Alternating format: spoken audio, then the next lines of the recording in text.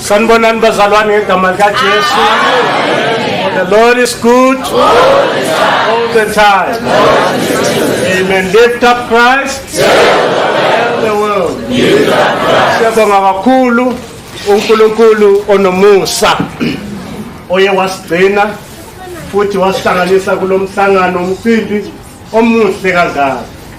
Ngithanda ke ukuthi nibe ngwaqala ukushayela ihlombe ngomsebenzi omkhulu eniwenzile.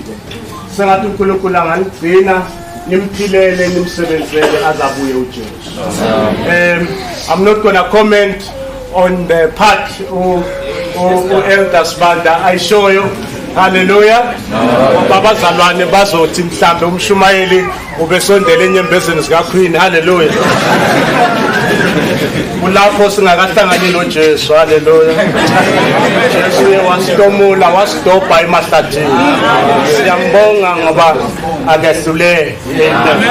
That's why we appreciate every moment uNkulunkulu asinikeza yona. Na ukuphila kwethu sibonga siswele khona nale ngoma ukuthi ngizomenzelana uJesu ukuze ngime icala ngoba kungayisuye besiyokufa singenasinga. Hallelujah. Yeah, besingazike masingale besithi thina ke ukuphila kahle kade silahlekelwe manje siyambonga uJesu. I'm not going to be long because I am enjoying music. Hallelujah.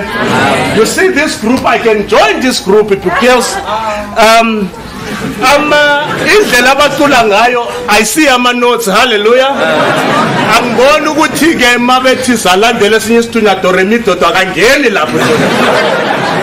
Which means ile indlela eyangisula esikolweni imusic because bebasifundisa kakhulu do re mi do ngahluleka ukucula manje ke madoda ngiyanizwa hayi ngizokuza uma uJesu engezanga. Hallelujah. Uma uJesu engezanga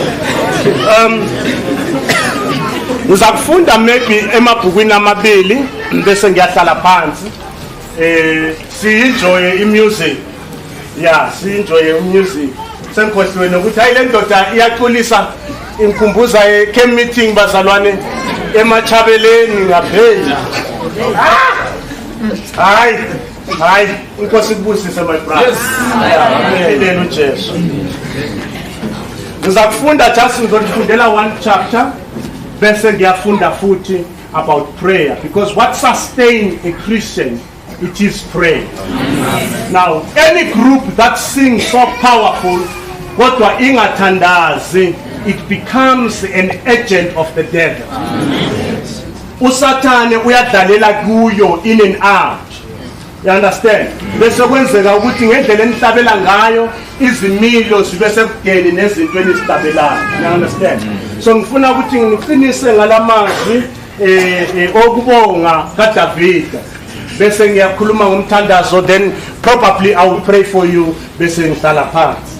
Psalm 124 maybe from verse 1 utshena if it had not been the Lord who was on our side. Yes. Let Israel say if it had not been the Lord who was on our side when people rose up against us then they would have swallowed us up alive. When their anger was kindled against us then the flood would have swept us away. The torrents would have gone over us. Then over us would have gone the raging waters. Blessed be the name of the Lord who has not given us as prey to their teeth. We have escaped like a bird from the snare of the fowls. Amen. I think that is all. I can link in brief. Utshela uDavid la uma uNkulunkulu ubengekho on our side lapho abantu besivukela. You know we have people that hate you for no other reason. Umuntu akuzonde ungamenzelanga lutho. Omunye akuzondela isiphiwo sakho. Yes. Undux Malax wathi ungambulala umuntu umuntu kodwa isiphiwo sakhe ngekusithathe. Isiphiwo sakhe ngesakhe. Yena basizani basalwasi. uDavida uthi yena uma uNkulunkulu ubengahambi nathi, abantu abasizondayo bebengasigwinya siphila. Umuntu akuzonde umbuza omunye bengisambuza, kungani ungamthatha amanikazi lama lihambisani nelapha? Yena basizani basalwasi. uDavida, when he was looking back empilweni yakhe, from being a shepherd until abe inkosi, uyabona ukuthi what sustained him, it was not knowledge. What sustained him, it was not fortune.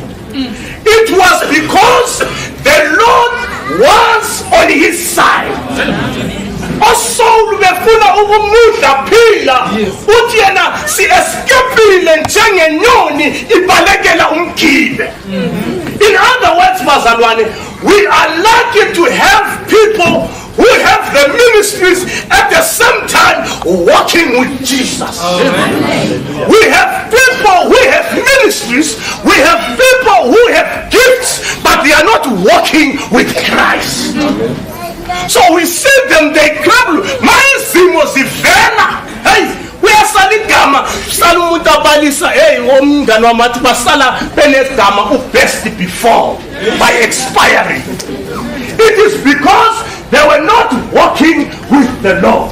uDavida malibonga igama likaNkulunkulu ngoba uNkulunkulu ohambe nathi akazange avume ukuthi sibe ebazalwane sibe inyama emazinyweni abo.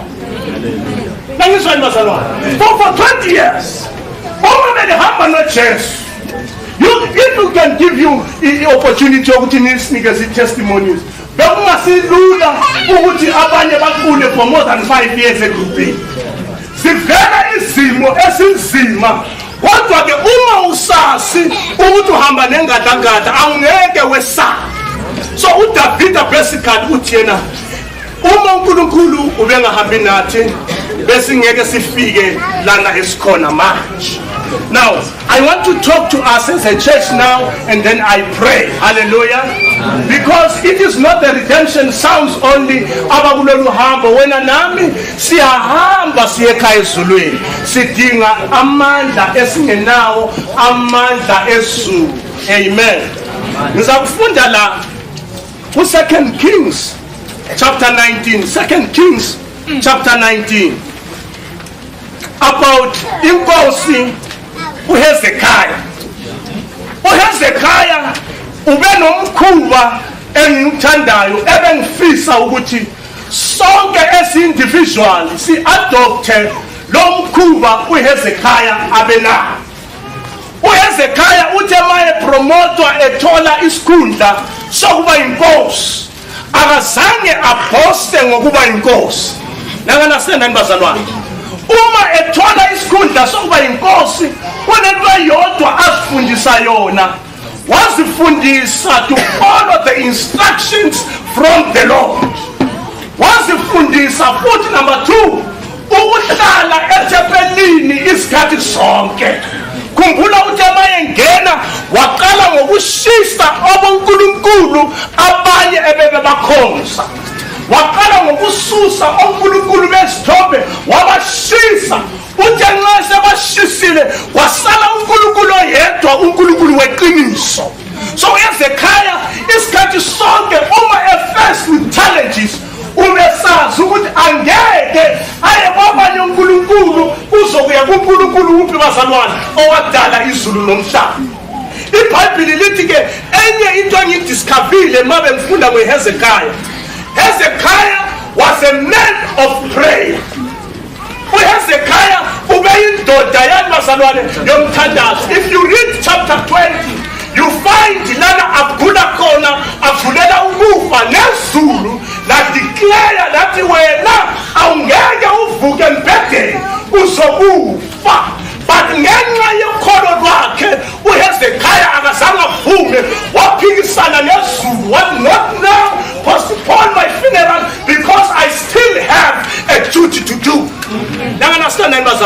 So Hezekiah, he was a man of prayer. Chapter 19, he received a letter from verse 14. Uthola incwadi ethi yona mani ndoda singakaze sifike surrender. Yes. You are not with me, man. Incwadi buya ezweni lamaSiriya enkosini yamaSiriya ithi yona ndoda asifuni ukuthi size sifike. Omele ukwenze surrender wena usinikele ngaphansi kwethu ngoba uyazi ukuthi izimpi esizilwayo silwa izimpi zokunqoba kuphela. So we don't want to fight with you. We are giving you an opportunity ukuthi ubeke phansi intambo singakaze sifike. Kunabantu empilweni abathola izimo zinzima basurrender before they have tried. Umuntu angakaze azame avela sinikele athi ngingubani mina uma isimo sinje. Incwadi yayibhalwe inkosi yisandla somuntu. Nyana selemba salwane. Isandla somuntu obhubha. Uthi yena Hezekiah angifuni ukuze ngifike. Surrender. Umeyithola lencwadi lithi iBhayibheli uHezekiah akazange igijimele emaloyeni. Kunabantu abathi mabethola the letters of demand, instead of going to the Lord, they take those letters to somebody who's dying like them. uHezekiah mayethola i-threat, isimo esibucayi empilweni yakhe, wagijima lithi iBhayibheli wayithatha lencwadi. Hallelujah. Waya naye thempelini, wafika wayivula wayendlala before the Lord. Hallelujah. uHezekiah understood ukuthi we are serving the God who hears the prayers. We are serving the God who sees us. We are serving the God who can read. Yes. uNkulunkulu okhona ukufunda okubhalile. Maye akazange afika amfundela athi uNkulunkulu ake ngikutshele ukuthi uthini lo waseSiriya. iBhayibheli lithi wafika wayendlala before the Lord and prayed and said, God, there is a letter. Yes. It is threatening my life. Nayincwadi impilo yami isengcuphekweni. Let me tell you, iBhayibheli lithi asaguqile izulu lezwa lathumela uIsaiah ukuthi go and tell Hezekiah that I have heard. Amen. We are serving God. Let me tell you, that is a gentleman tonight. We are serving God who hears our prayers. When we call him, when we have received the letters of divorce, before you sign them, take them to the Lord. Put them in front of him and say, God,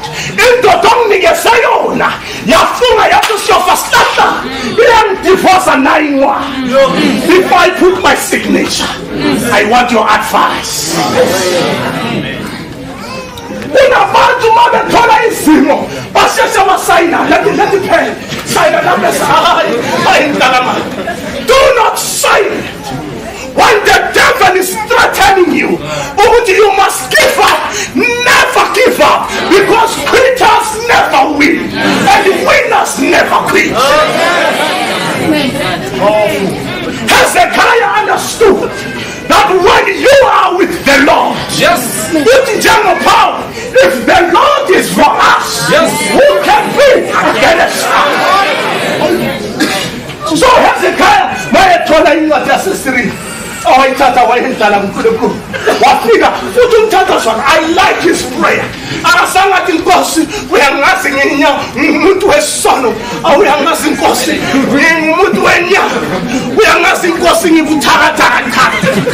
You know, some Christians, they pray weak prayers.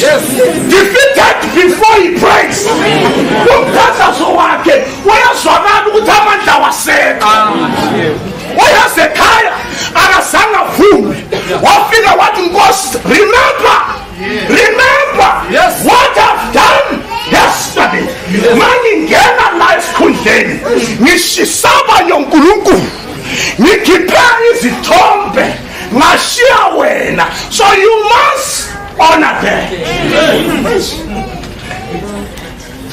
But if you read chapter 20, even when he was praying, Gurula, akazange athi Nkosi ngiphumuze sengihluphekile emzimbeni. Akazange athi Nkosi ngokuya phayilani ngokuthuka. You know, we have Christians when they are going to pray for a situation that is bad, they make it